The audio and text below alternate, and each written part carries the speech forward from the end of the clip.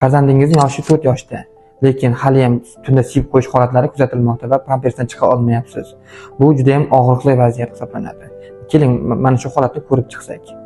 Bu holat enurez deyiladi. Ya'ni enurez bu tunda uyqusida siyib qo'yish holati hisoblanadi. Buni asosan kelib chiqishiga qarab ikki turga bo'lamiz: birlamchi va ikkilamchi. Birlamchi enurez. Bunda asosan bola chaqaloqligidan boshlab siyib qo'yish holatlari bo'ladi va umuman to'xtamagan hisoblanadi. Buning kelib chiqishiga esa nerv sistemasining yaxshi yetilmaganligi, nerv sistemasining nuqsonlari, endokrinologik kasalliklar va boshqa shunga o'xshash ko'plab kasalliklar sabab bo'ladi.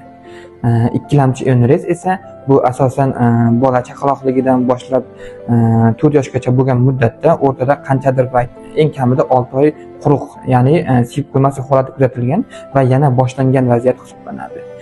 Buning kelib chiqishining asosiy sabablari kuchli stress, nevroz holatlari yoki orttirilgan nerv kasalliklari va nuqsonlari hamda endokrinologik kasalliklar sabab bo'ladi.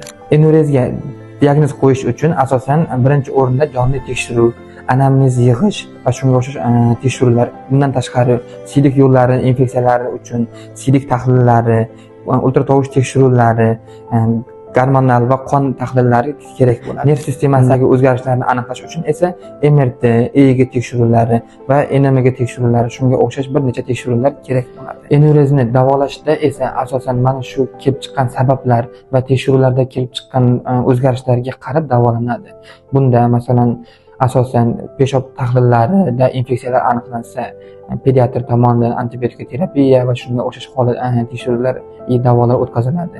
Nerv sistemasida o'zgarishlar bor bo'lsa esa, nerv sistemasini tiklash uchun qaratilgan davo usullari kerak bo'ladi. Bundan tashqari esa psixologik korreksiya, ya'ni bolada nevroz holatlarida, asabiylik, stress holatlarida aynan psixologik korreksiya juda ham katta rol o'ynaydi.